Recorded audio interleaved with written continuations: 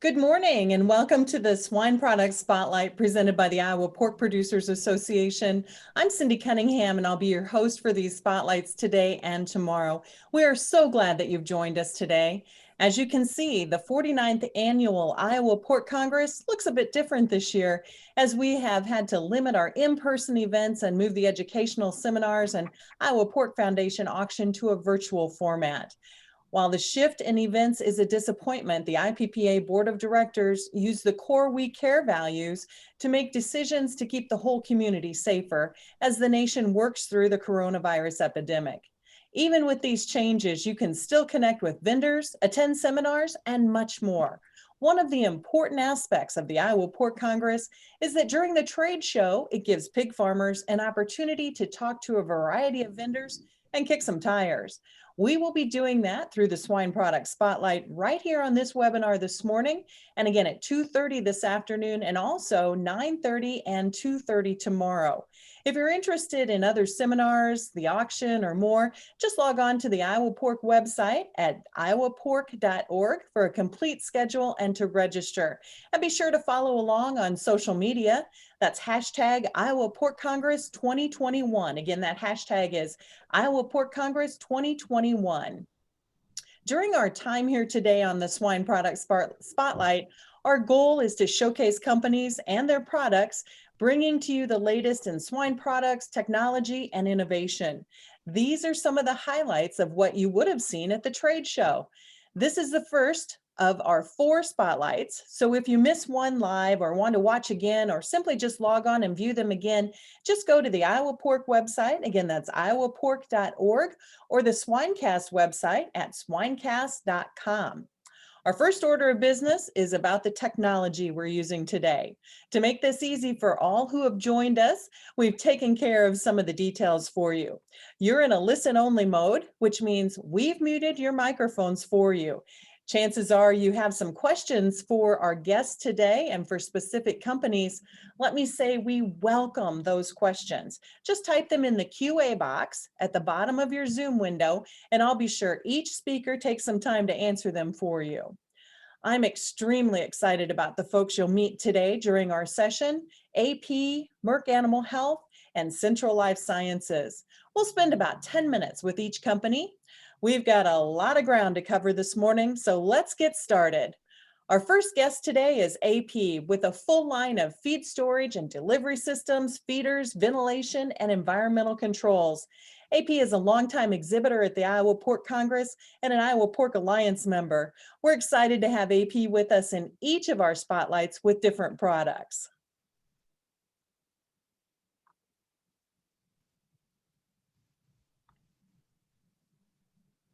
So a Flex-Flo unloader has a few things that we want to talk about overall.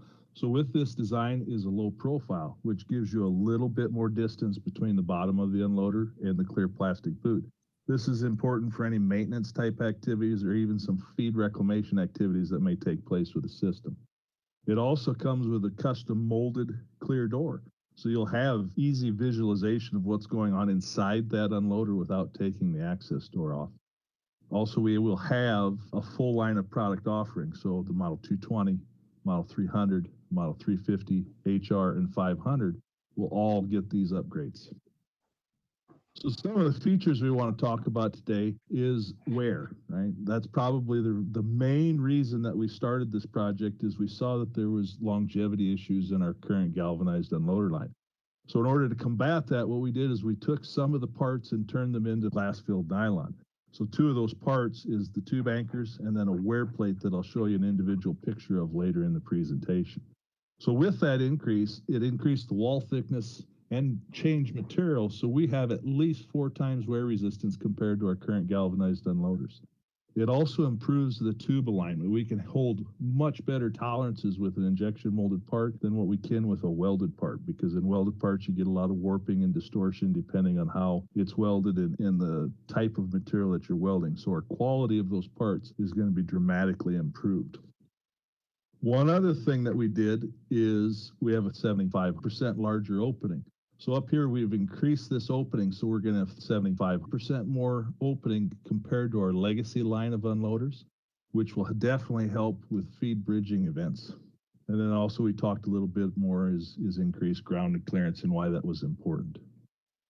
So some of the other features is water intrusion. We have custom EDPM gaskets on the tube anchors and transfer plates. So on here, you're going to have a gasket. Up here, you're going to have a gasket to give us the best seal in the industry.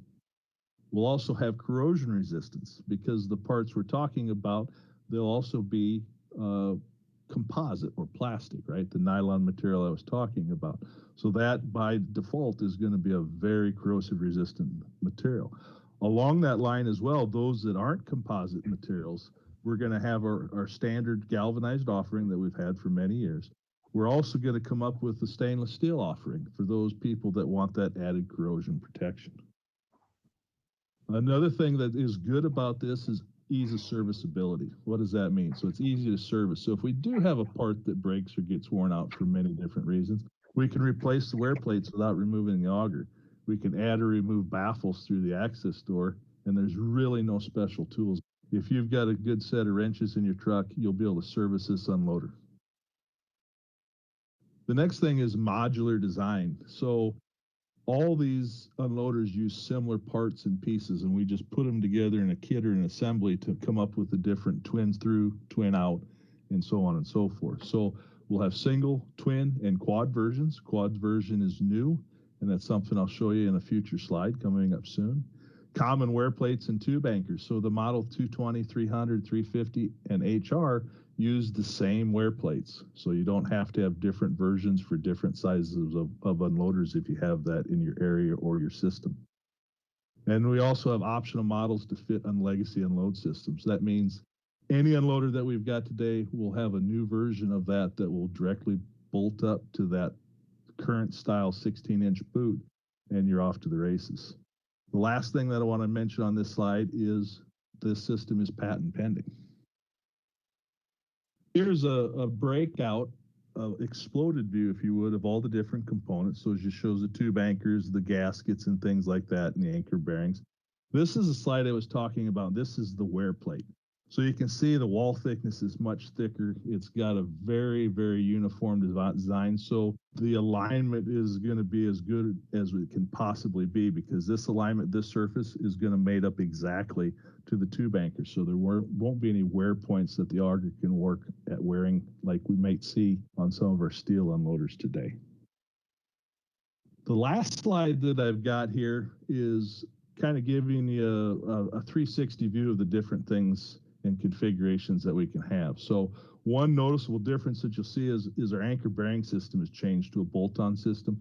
This allows it to be fastened directly to the unloader body, and we don't have to worry about those muffler clamps getting loose and pushing that auger out the back of the bin. This is showing a legacy unload system with our current 16-inch either clear, translucent, or black boot. We've got a model that'll fit up exactly to that. And then I had also mentioned the quad unloader. So this is another version that we wanted to use our 75% increased opening, but a lot of times we'll need up to 4 augers coming out of a particular bulk tank. So with that, we've got this quad offering available as well. Thank you for the quick presentation and your time. If you have any questions, please feel free to call out at 712-441-0029 or email me at brian.rieck@agcocorp.com. Thank you.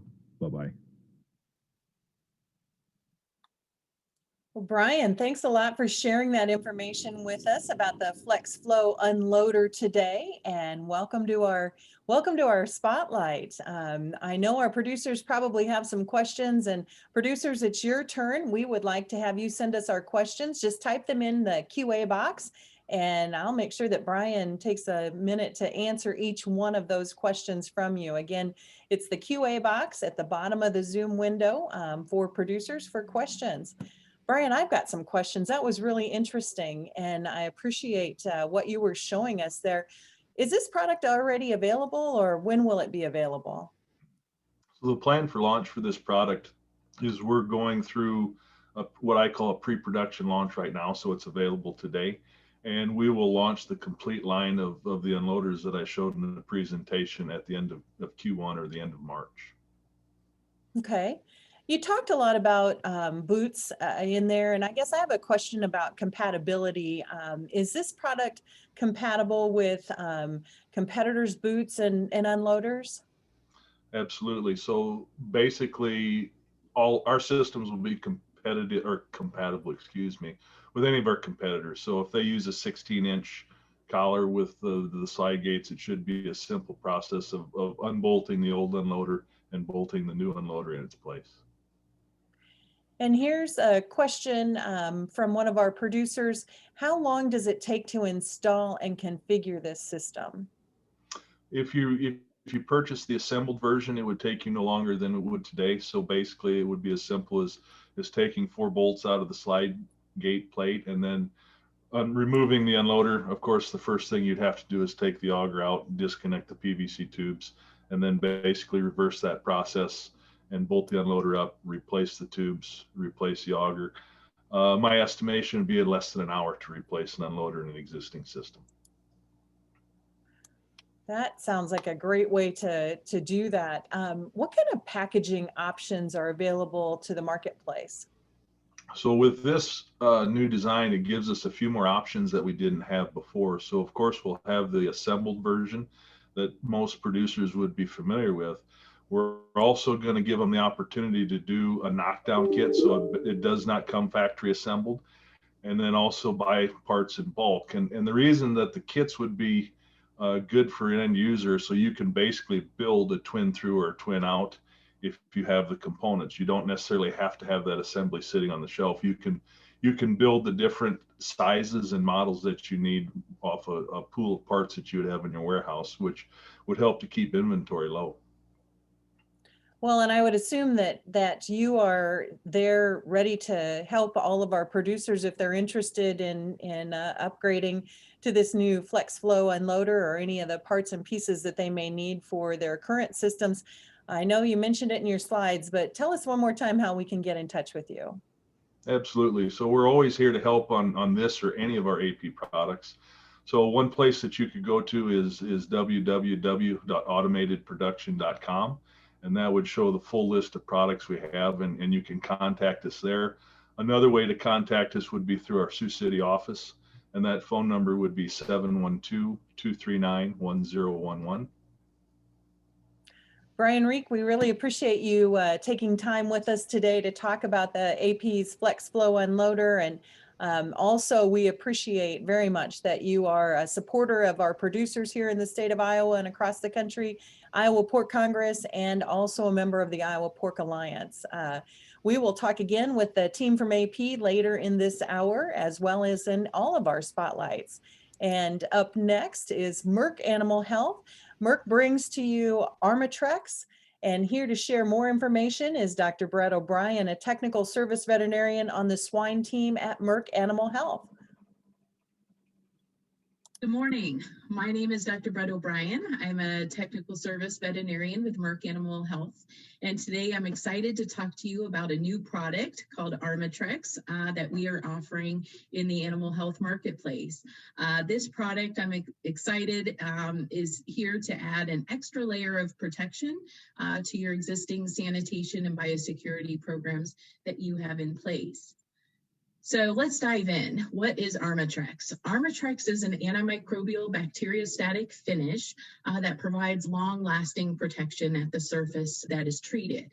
So I think one of the most important attributes really is the residual activity, antimicrobial activity that this product offers at the surface interface between cleanings. This is really critical. Again, it will help reduce the buildup of biofilms and microbial colonization. So that can help increase the longevity of the equipment or surfaces that are treated, giving that extra, and then also with that residual antimicrobial activity, gives you that extra peace of mind and insurance that you've got long-lasting protection right there at your surface. It is approved for both a live animal production and companion animal care. It can be used in a variety of locations, for example, vet clinics, laboratory settings, offices, within our barns, trailers, etc. The value really for this product, as I see, is it's cost effective, has very easy application methods, and really, as I mentioned before, is used to enhance your existing sanitation and biosecurity programs, and it protects animals against a wide variety of bacteria, fungi, algae, and mold. If we walk through what happens over time on a typical surface, you can see here that when we start with a clean, disinfected surface, over time, in short order, bacterial levels start to grow up on those surfaces. And then you can see that those get diminished at each time that we clean and sanitize and disinfect. And so we have this cyclical nature, but we do get those bouts between cleanings, that high bacterial level of growth. If we look at what contrast that with an Armatrex treated surface, what that does, and you can see here, is that residual antimicrobial activity that hinders and doesn't allow that bacterial level in between the times of cleaning to really build up to that excessive level. Here shows those contrasted together, and you can see that significant reduction in bacterial growth on an Armatrex treated surface compared with one that is not. So let's take a deeper dive in terms of how it works. So Armatrex is a silane quaternary ammonium salt. You can see the molecule laid out here. We've got on the far left the silane base, and that adheres to the surface. Likewise, it also adheres to other molecules of Armatrex. Then you've got the nitrogen that is close to that silane base, followed by a long carbon chain. So the silane base, again, it attaches to the surface. The nitrogen there, which is positively charged, is actually the part of the molecule that attracts microbes to it. And when they do that and come into it, then that proton-rich environment really suffocates the protein membrane of the pathogen. More specifically, the cytoplasmic absorption of nutrients is disrupted, and the structural integrity of the cell is destroyed. I am a visual person, so I wanted to put this up, and I would call your attention to the far right, where you can see on the top E. coli bacteria that are colonized on an untreated surface. By contrast, right below that, you can see an Armatrex treated surface, and you can see that disruption and killing evident and the structural damage done to the E. coli bacteria on the Armatrex treated surface. One nice thing is Armatrex can be applied various ways. Here you're seeing a handheld electrostatic sprayer system working for application, but it can also be applied using a pump sprayer, just brushing, dipping, wiping, soaking, or using a foam finish technique. Just to recap, it's the highlights for what Armatrex offers you is one, I think is most important, is the long-lasting residual protection. When a surface is treated with Armatrex, it offers up to 90 days of protection with that antimicrobial activity, which will enhance your existing sanitation and biosecurity programs that you have in place, to be used in conjunction with those, not to replace what you already do. Next down, it offers protection against a broad spectrum of antimicrobial to target. So both gram positives, gram negatives, fungi, mold, etc. It is EPA registered product for use in livestock and companion animal facilities. Use of an electrostatic sprayer, as mentioned, really helps allow uniform coverage of the product. It is available in a ready-to-use formulation, so that makes its use in our facilities, I think, much easier, and can be applied, as I mentioned before, to multiple locations, whether that be delivery trucks, silos, in a vet clinic, in your barn, in your offices, or labs. Here at Merck, our aim is to create value and contribute to the ongoing success of our customers. We provide innovative, high quality, and above all, solution-driven products such as Armatrex and services for farm and companion animal species. Specifically here with Armatrex, I think we have brought to the table a level of innovation that offers an enhancement to existing biosecurity programs, helping you protect your animals and livelihood. Likewise, Armatrex controls pathogens, reducing animal exposure and improving animal health, which is what we're about. Thank you for the time this morning, and I'd be happy to answer any questions you have.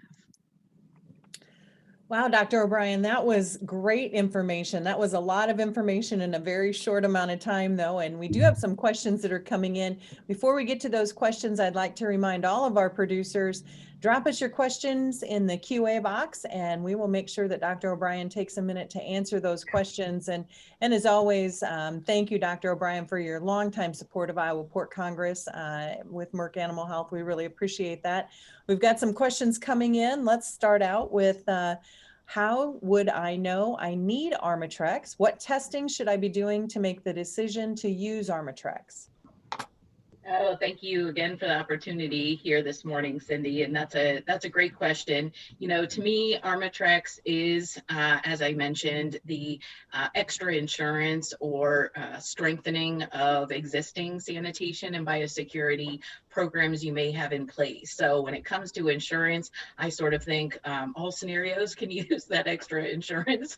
But when it comes to specific situations at hand, you know, I think if you're plagued by consistent disease concerns, especially in young animals or new animals placed that you're seeing consistently, or have concerns around sanitation programs, you know, this gives you that peace of mind that you've got that antimicrobial finish and extra protection right at the surface to help give you that extra layer of protection. I have seen some folks as well, when they're trying to assess the role that the surfaces are seeding or infecting and starting that process for newly placed animals too, doing some environmental culturing, et cetera, and that has shown or helped support the need for use of this type of product. But again, once applied and cured on a surface, you've got up to 90 days of that residual activity, which So I'm actually gonna skip around in the questions that have come up so far from our producers, because the next question really kind of relates to that. Is it effective to use in pole barns and free stalls, and will sunlight break down that 90 days faster, break it down faster in that 90 days? Yeah, no, good question. It is extremely a rigid compound that will hold up through extremes in the environment. So I think in those outdoor situations, or the ones that you outlined, the use of this product should be fine. The key really for applying the product is to start with a clean, dry surface. So that's your ideal to start with. Put it on. There's a myriad ways that you can do it, with a pump sprayer, wiping it on, or an electrostatic sprayer. And then you want to give it time to adequately dry and cure on the surface. And that typically takes about 1 to 3 hours, just depending on the humidity level. But once on, again, with those out in the sunlight, cold, you know, the temperatures that we experience, that finish will hold up through that 90 days. So. And you hit the answer to one of our other questions. Does it come in a wipe form? Sounds like it comes in a wipe form. And then where do I purchase this, and what packaging does it come in?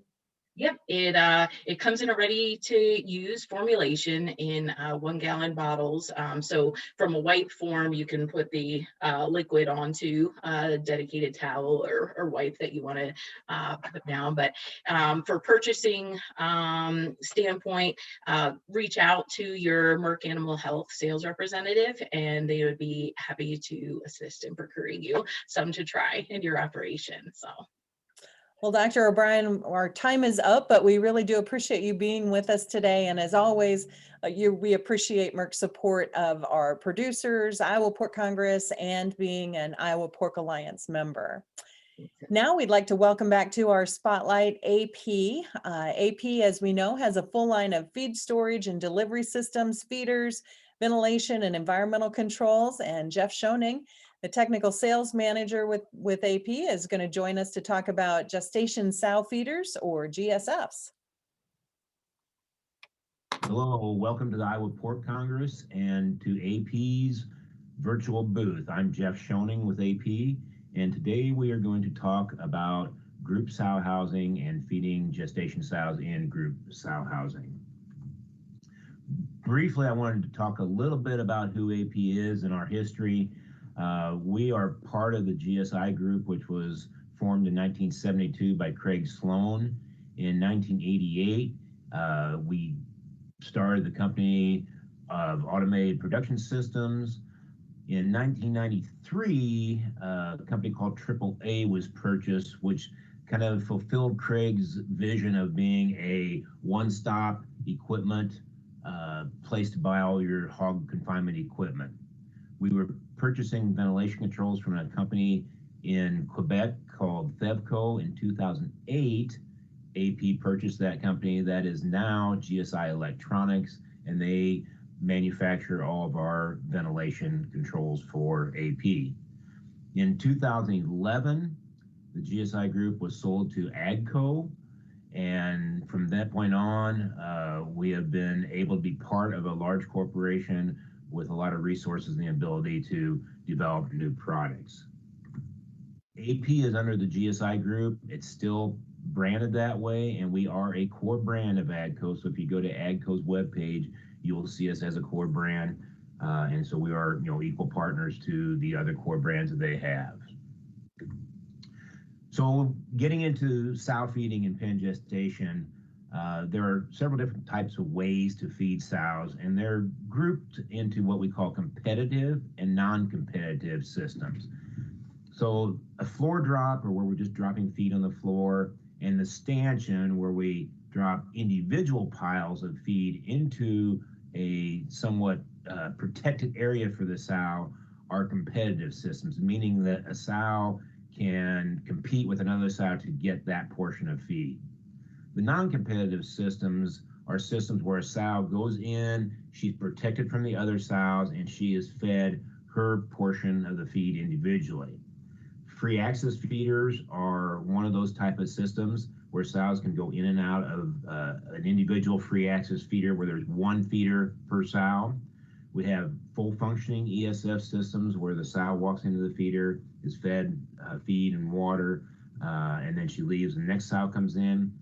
And then there's also what we call free access ESF, where a sow walks into a free access feeder, her RFID tag is read, and her correct portion of feed is fed to her. The advantage of the GSF is that compared to a full functioning ESF, there is less training for the sows and for the people. It's very modular in design, where we can put one feeder, two feeder, three feeders per pen and build the size of the pen to meet the sow flow. There are less electronics in this system than full functioning ESF feeder. And when I say less electronics, like less sensors, less electronically actuated and moving parts. So down the road in several years to come, we perceive that to be less maintenance. Once again, it's a very flexible unit, and primarily majority of the sow flow in these systems are post-implant, where we put sows into the pen after they are preg checked positive. As I said, the sows do get individual feed because they do have an RFID tag, and we program the amount of feed they get into a computer. We do not feed water in this system because we have to have an incentive for that sow to leave, and if we provided water in the feeder, she may just want to stay there and not let another sow come into the feeder. We can track the sow consumption, and we have the ability to manage those sows and look at the non-fed lists and so forth like that, very similar to what we do in a full functioning ESF. These are just some pictures of some installation. The picture on the left shows a triple installation where we have three feeders side by side. So that pen would hold somewhere between 45 and 60 sows. And then the picture on the right is once sows have been placed into the pen. Just a couple more pictures of the sows. The feeder's open, waiting for sows to enter the feeder. And the picture on the right shows a sow backing out of the stall and allowing another sow to go in and be fed. Software for this system is very, very user-friendly. It operates on the Edge platform. The feeders are connected via Wi-Fi, which has some advantages in that there's less chance of power surges along a hardwired system to potentially damage the circuit boards. We store the historical data of the sow feeding. We also have the ability to send that data up to the cloud so we can look at several days or even months of historical data. We have the ability to feed and manage non-fed sows. And the handheld device that I'll show you next also has the ability to manage the sows while you are in the pen. The sow data page basically is a general page. It shows each individual sow. We can put where she's at. We can put a breeding date in, which then calculates the farrowing date. We can change her feed curve, and we look at what amount of feed she's eaten today. By clicking on that one individual sow, we get a sow card that once again allows us to adjust the curve. We can adjust the percentage of feed she's getting fed in that curve, put in her breeding date. If we want to spray mark her, we can mark her. This is kind of where we manage that individual sow. As I said, we have a handheld device that communicates back to the main control, and everything that we can do on the main computer, the main control, we can do on the handheld device. So we can move sows from pen to pen. We can change the amount of sow feed that's getting fed to that sow. We can change her status and her breed date and so on and so forth. We're going to look here now at just a couple mobile screenshots. We have the main menu. On the right, we have the feed curve. Once again, you'll notice these are very similar to what we saw in the main computer screens. We can add sows into the herd. We can also manage a non-fed list on the handheld device, so we can have that list, go out and find those individual sows and manage them. Well, that is a summary of our GSF, or gestation sow feeding. If you want more information, please go to our webpage or contact your local AP dealer. Thank you. Wow, welcome, Jeff Schoening. That was some great information, and clearly our producers are excited about your product too. They've been typing some questions in.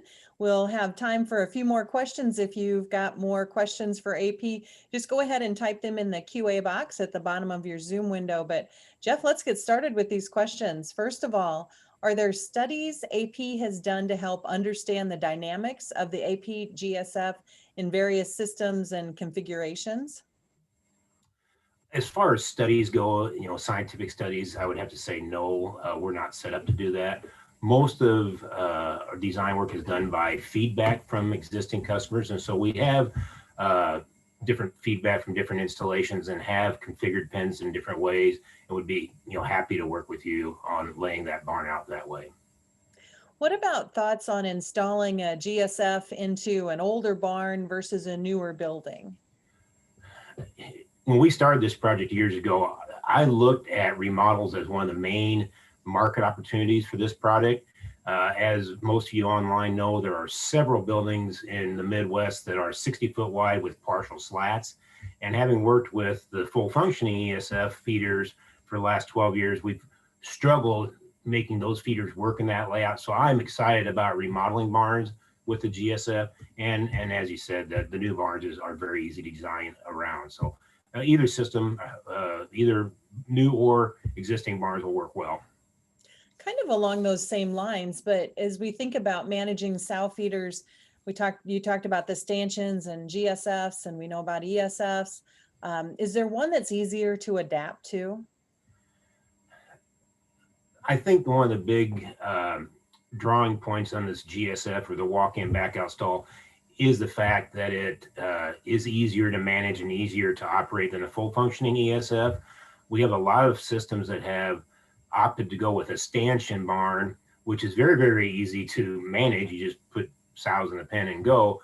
But we risk not feeding that sow individually. With the GSF, we have the ability to feed that sow individually and yet not maybe require such the skill level as we would need on the farm with a full functioning ESF. Wow, lots of information and lots of great products. Jeff, how can our producers get in touch directly with you? Once again, you can go to our webpage at automatedproduction.com or call our Sioux City office at 712-239-1011. And thanks for having me, Cindy, and thanks for all you guys do for the industry. Thanks, Jeff. And we really appreciate you being here with us today to talk about AP's GSF or gestation sow feeders. And as always, we appreciate your support of our producers, the Iowa Pork Congress, and you're being part of the Iowa Pork Alliance membership as well. The AP team will join us again this afternoon as well as tomorrow during our spotlights with more of their products. And we're going to move now to Central Life Sciences. That's a division of Central Garden and Pet, a total insect management company. Kirk Dailey is the sales development manager with the swine team there at Central Life Sciences. Welcome, Kurt, with your product information. Good morning, Iowa pork producers. This is Kirk Dailey, coming to you from my COVID-confined office in Central Illinois. We are teaming up today with Iowa Pork Congress to bring you an instructional video on insect pest management brought to you by Central Life Science. But first, we're going to highlight a new product to our Star Bar lineup known as Alluvium. It's a cockroach bait paste. Enjoy.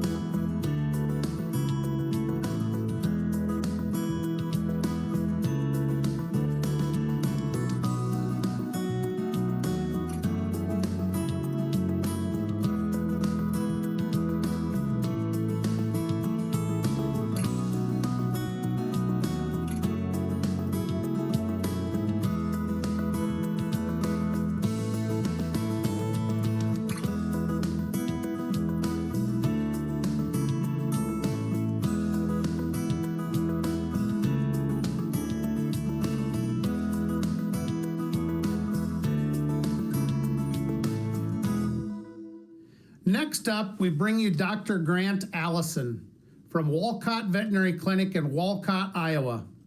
Dr. Grant Allison has been instrumental in helping us prove at Iowa State that flies are indeed a disease vector transfer for many of the economical disastrous diseases that affect the swine industry today. Dr. Grant, take it away. The connection between flies and PED, porcine epidemic diarrhea virus, started in 2017 with the conversation about why this outbreak seemingly comes out of nowhere. And it came up fairly quickly in some conversations that it would have to be an obvious link between fecal material containing copious amounts of virus and what would transmit that, and that could be flies. In April of 2018, with some funding, we went ahead and did a bioassay at Iowa State. So we again captured flies. The virus was on the flies. It replicates by itself, so it's a live virus. So the bioassay was positive, showing that flies can be a vector for PED.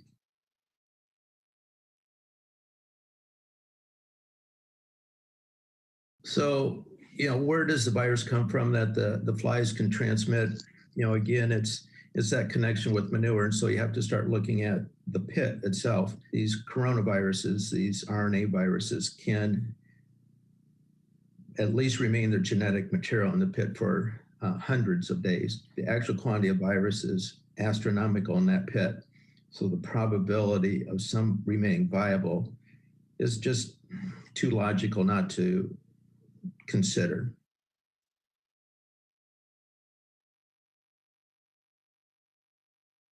In the 30-some years I've been in practice, I never really considered flies to be an important component of disease transmission, and it was a nuisance. It was just get them out of your face kind of problem. But now knowing what we know and even what we don't know but speculate, bumps fly control higher up on the list of preventative measures that we need to consider. And in the case of PED, on a typical, say, 3,000 sow farm, when you look at that cost, it's going to be upwards of $500,000. And so fly control becomes a much more economical consideration than just a nuisance type of thing that maybe you deal with something or not. There's various means to do fly control, and personally, I don't like the baits and the sprays. I think you're going to get poor coverage some of the times of year. Really don't want to be spraying liquid on pregnant animals, just from a stress standpoint. Some part from a worker safety standpoint, where they're handling these products, maybe can't read the directions well. And so we have to find something that's user-friendly, safe, and can be disseminated throughout the environment. And so I've liked the feed additive product, where the mill can handle the control means, if you will. And then since it's going through the feed, it's going through all the fecal output of the animals throughout the environment. So there's not really a place for those flies to hide. And in our case, we've chosen ClariFly and have had very good luck with that. It's worked about exactly like we were expecting. In about 3 weeks, the fly population has been disrupted and they're just gone. The spinoff that we didn't expect and may have in part more value is the workers' opinion of the environment and being there without all those flies.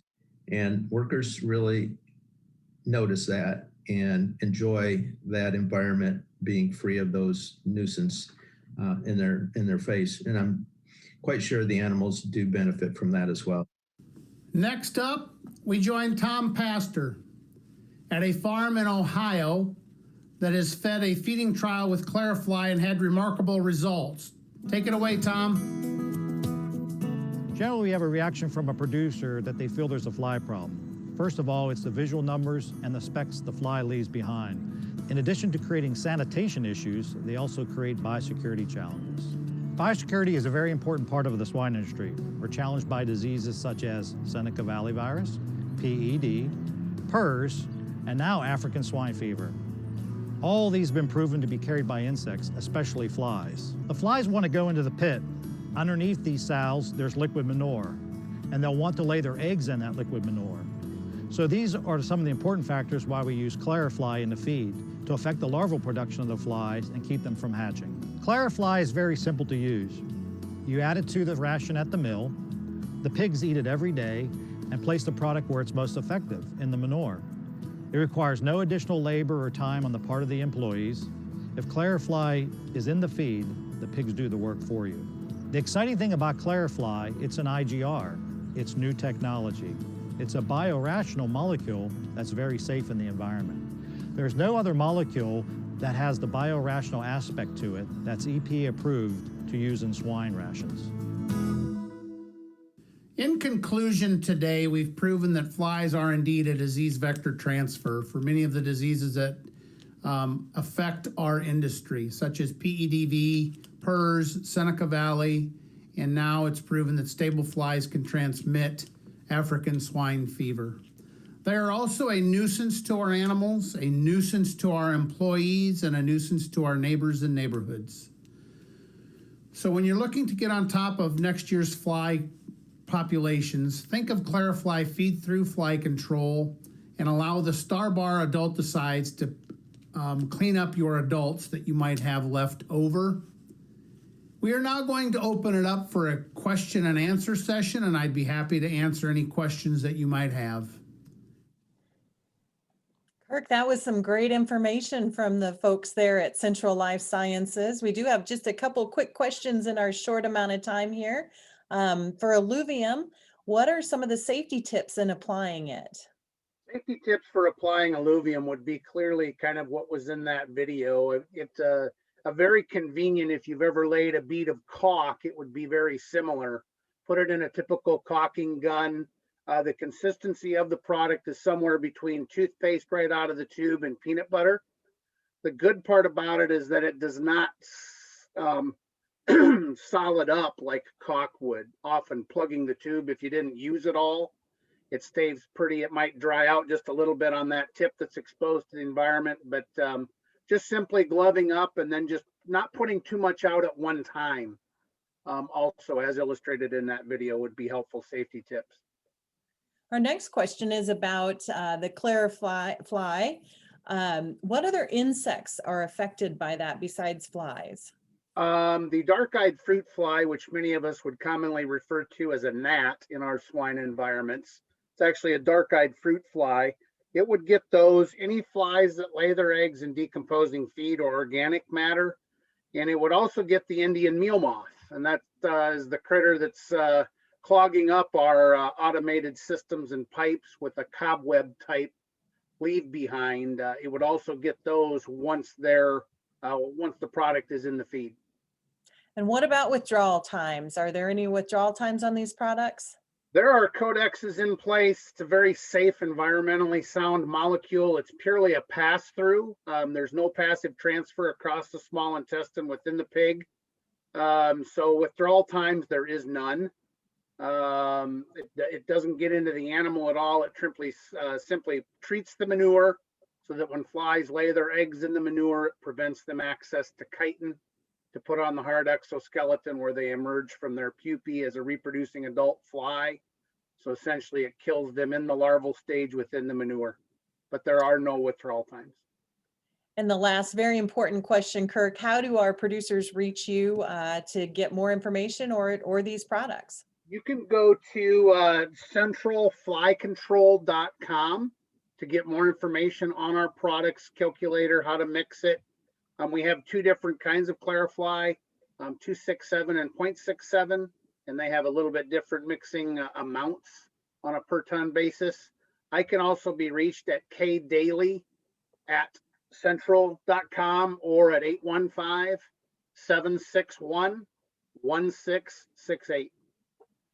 Kirk Dailey, we really appreciate you being with us today.